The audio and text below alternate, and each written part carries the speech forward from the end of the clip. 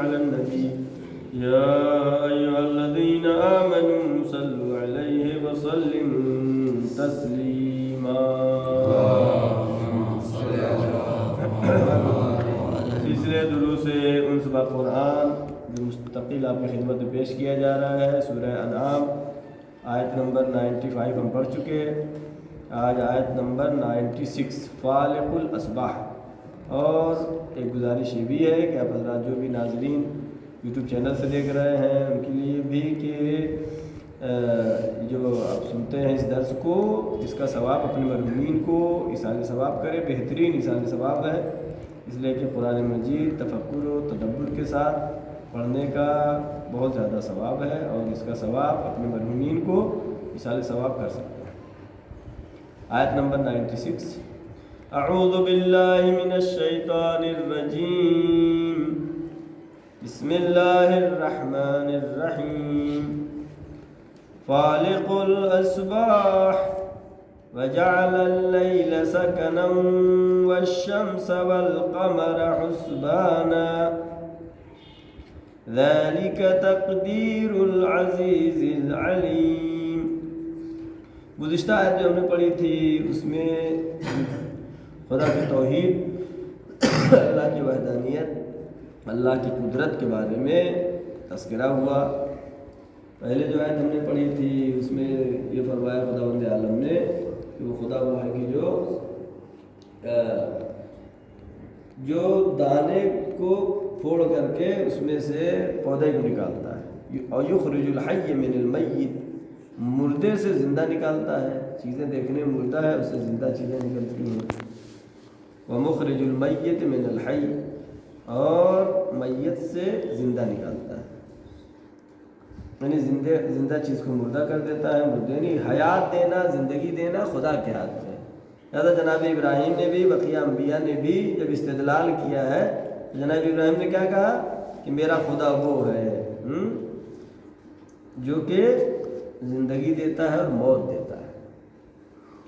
لہٰذا اللہ کی قدرت، اللہ کی ذات میں یہ وہ استدلالات ہیں جو کفار و مشرکین کے سامنے کیا گیا ہے.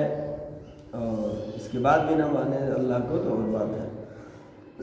جو ہم نے آیت پڑھی اس میں یہ ذکر تھا، اور آج جو آیت پڑھ رہے ہیں زمین کے بارے میں تھا اس کے پہلے کہ وہ خدا وہ ہے جو دانے سے پودا نکال دیتا ہے، جو مردہ کو زندہ کر. زندہ زمین ہے مردہ ہو جاتی ہے، مردہ زمین ہے زندہ ہو جاتی ہے.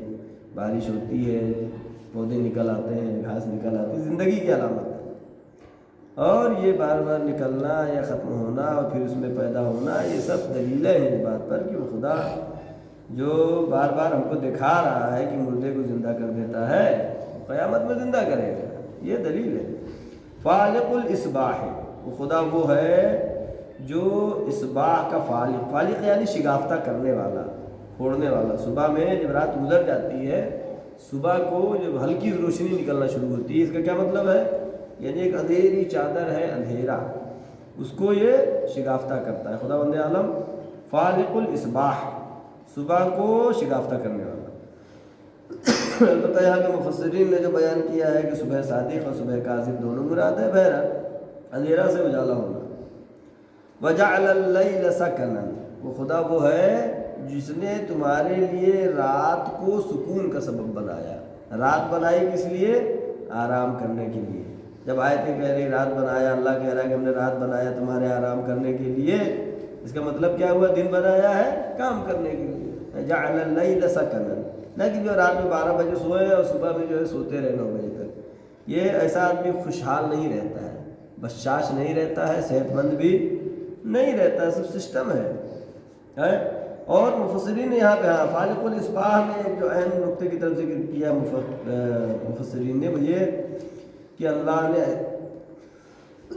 ایسا دقیق سسٹم بنایا ہے کہ اگر یہ صبح جب ہوتی ہے، اس میں مثالیں انہوں نے دی ہیں زمانے کے علم کے حساب سے کہ جو زمین ہے ہمارے اس کے کنارے ہواؤں کے بہت بڑا ذخیرہ ہے جو سبب بنتا ہے کہ جب صبح ہماری ہوتی آہستہ آہستہ روشنی بڑھتی ہے، یا جب سورج ڈوبتا ہے تو آہستہ آہستہ سورج ڈوبتا ہے. اگر اچانک سورج نکل آئے تو کیا ہوگا؟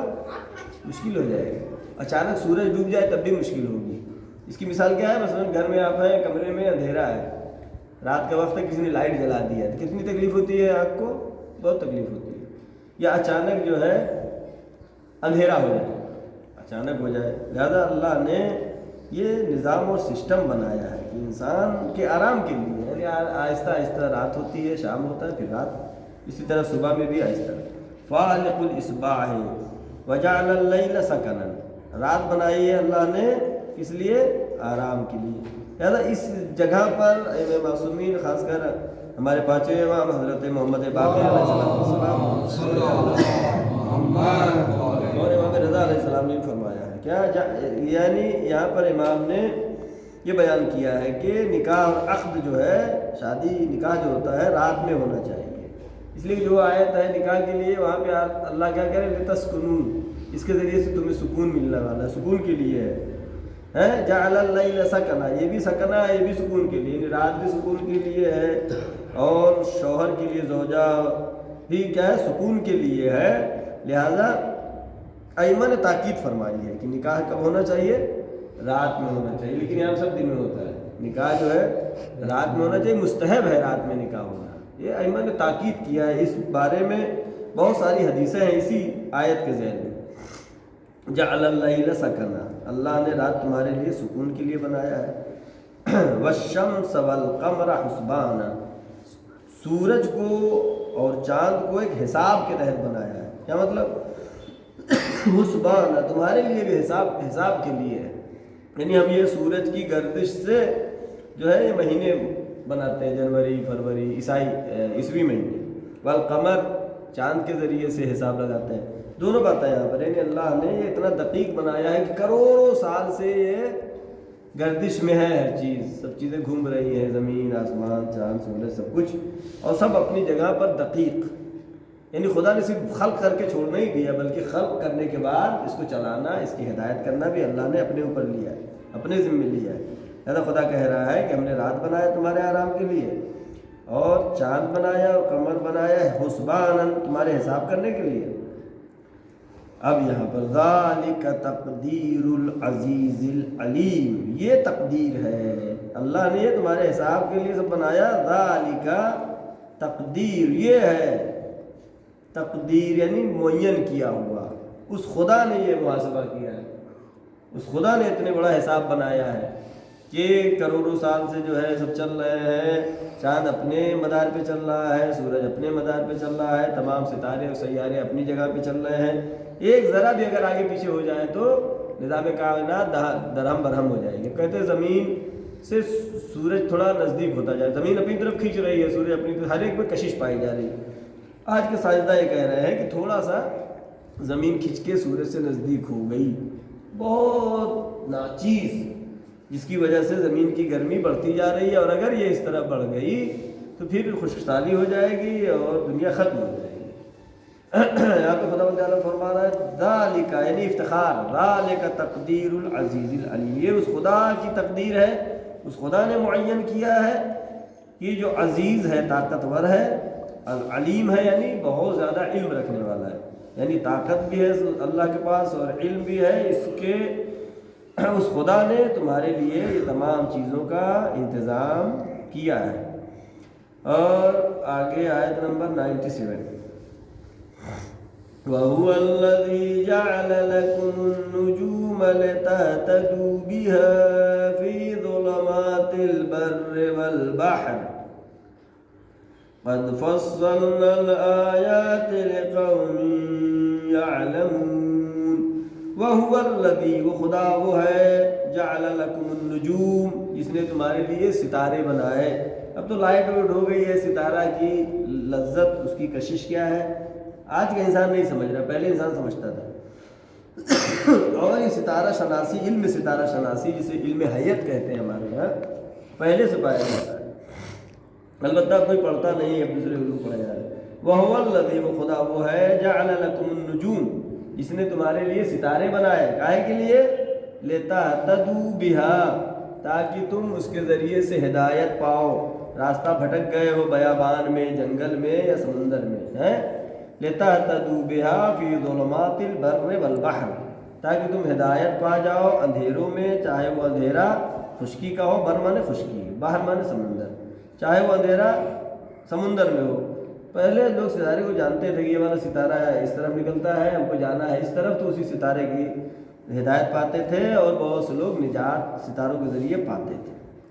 ایسا خدا بند عالم اس عظیم نعمت کو بھی یہاں پر ذکر کر رہا ہے۔ تمام نعمتیں خدا کی ہیں، صبح کا ہونا، رات کا ہونا، سورج میں نکلنا، چاند کا اپنی جگہ پہ گردش کرنا، اور یہ کیا ہے، لِتَهْتَدُوا بِهَا فِي ظُلُمَاتِ الْبَرِّ وَالْبَحْرِ، تاکہ تم ہدایت پا جاؤ اندھیروں میں۔ البتہ دیکھیے تفسیر کی دو قسم، ایک ظاہری تفسیر ہوتی ہے، ایک باطنی۔ قرآن مجید بطن در بطن ہے، لہٰذا چھٹے امام حضرت جعفر صادق علیہ السلام امام نے فرمایا کہ اس کی باطنی تفسیر یہ ہے کہ نجوم سے مراد ائمہ معصومین علیہ السلام ہے، کہ جو انسان گمراہ ہو جاتے ہیں اگر ائمہ معصومین کا دامن تھام لیں، ان سے متمسک ہو جائیں تو وہ ہدایت پا جاتے ہیں۔ لِتَهْتَدُوا بِهَا فِي ظُلُمَاتِ الْبَرِّ، کیسا بھی اندھیرا ہو، خشکی میں ہو چاہے وہ سمندر میں۔ قَدْ فَصَّلْنَا الْآيَاتِ، اللہ کہہ رہا ہے ہم نے تفصیل کے ساتھ اپنی نشانیوں کو بتایا ہے، عقل بھی دی ہے انسان کو سمجھنے کے لیے۔ بھائی اگر انسان کوئی بھی چیز بغیر بنانے والے کی جب بن نہیں سکتی تو اتنی بڑی کائنات کا ہونا دلیل ہے کہ خدا ہے، اتنی بڑی کائنات کا چلنا دلیل ہے کہ خدا ہے، رات اور دن کا ہونا، بارش کا ہونا۔ قد فصلنا الآیات، اللہ کہہ رہا ہے ہم نے آیات کو تفصیل کے ساتھ بیان کیا، واضح اپنی نشانیاں بتائی ہیں۔ کس کے لیے؟ لِقَوْمٍ يَعْلَمُونَ، وہ قوم جو علم رکھتی ہیں، وہ قوم جو سمجھدار ہے۔ یہ سمجھداروں کے لیے ہے، بیوقوفوں کے لیے تو نہیں ہے۔ بیوقوف جو اپنی گمراہی پر ویسے ہی رہ جائیں گے۔ اور آیات الہی میں تفکر کرنا انسان کے ایمان کو بڑھاتا ہے۔ ایک آیت اور پڑھ لیتے ہیں، چھوٹی سی ہے۔ وَهُوَ الَّذِي أَنشَأَكُم مِّن نَّفْسٍ وَاحِدَةٍ فَمُسْتَقَرٌّ وَمُسْتَوْدَعٌ قَدْ فَصَّلْنَا الْآيَاتِ لِقَوْمٍ يَفْقَهُونَ۔ وَهُوَ الَّذِي، وہ خدا وہ ہے، أَنشَأَكُم، جس نے تم کو پیدا کیا، پہلی مرتبہ أَنشَأَكُم مِّن نَّفْسٍ وَاحِدَةٍ، جس نے تمہیں پیدا کیا ایک نفس سے، یعنی تب تمام انسان کیا جناب آدم کی اولاد ہیں، جناب آدم اور حوا کی اولاد ہیں۔ فَمُسْتَقَرٌّ وَمُسْتَوْدَعٌ، بس انسانوں میں دو قسم کے انسان ہیں، ایک انسان وہ جو مستقر ہے، دوسرا جو مستودع ہے۔ اس کے بارے میں تفسیریں بہت ساری ہیں، مختصر بیان کروں۔ ایک مسئلہ یہاں پر جو ہے، آیت جو کہہ رہی ہے ہم نے تم کو پیدا کیا ایک نفس سے، یہاں پر جو ہے بات توریت میں ہے کہ جناب حوا کو جناب آدم کی مٹی سے پیدا کیا گیا، یعنی جو مٹی اس میں بچی تھی، کیا کیا بہت ساری باتیں ہیں۔ لیکن ائمہ معصومین علیہ السلام جو کہ حقیقی مفسرین قرآن، ہمارے بھی مشہور ہو گیا کہ جناب آدم کی پسلی سے بنایا گیا ہے، نہیں، ائمہ معصومین نے جو بتایا ہے کہ ایسا نہیں ہے، بلکہ اللہ نے وہی مٹی جو منگائی تھی اسی مٹی سے جناب آدم کو بھی بنایا اور جناب حوا کو بھی بنایا، نہ کہ بچی ہوئی تھی اس سے بنا دیا، ایسا نہیں ہے۔ هو الذي انشأكم من نفس واحدہ، جس نے ایک نفس سے بنایا۔ فمستقر ومستودع، تم میں سے کچھ لوگ وہ جو ہے مستقر ہیں، کچھ لوگ ہیں جو مستقر نہیں ہیں۔ مستقر یعنی مضبوط ہے، ایمان والے ہیں، اور کچھ وہ ہے جو کبھی جو ایمان پہ آتے ہیں کبھی گمراہ ہوتے ہیں، گمراہ ہیں۔ یا بعض مفسرین نے یہاں پر یہ بیان کیا مستقر سے مراد وہ جو انسان دنیا میں آ چکے ہیں، کچھ تو انسان وہ ہے جو دنیا میں آ چکے ہیں اور جا بھی چکے ہیں یا ہیں بہر، وہ مستودعون، اور کچھ وہ ہیں جو بھی آنے والے ہیں۔ بہرحال کہ وہ خدا جس نے تم کو پیدا کیا ایک نفس سے، اور تم میں دو طرح کے لوگ ہیں، مستقر لوگ ہیں اور مستودع لوگ ہیں۔ ابھی پچھلی آیت میں کیا آیا تھا؟ فصلنا الآیات لقوم یعلمون، یہاں پر پھر آیا ہے قد فصلنا الآیات لقوم یفقہون، وہاں پر یعلمون ہے، یہاں پر یفقہون ہے، یعنی غور و فکر کرتے ہیں، توجہ دیتے ہیں۔ ہم نے آیات کو وضاحت کے ساتھ بیان کیا ہے ان لوگوں کے لیے یفقہون، جو غور و فکر کرتے ہیں، تدبر کرتے ہیں، آیات الہی کو دیکھتے ہیں اور اس دنیا میں عبرت سے زندگی گزارتے ہیں اور ہدایت کی طرف پہنچ جاتے ہیں۔ صدق اللہ العلی العظیم۔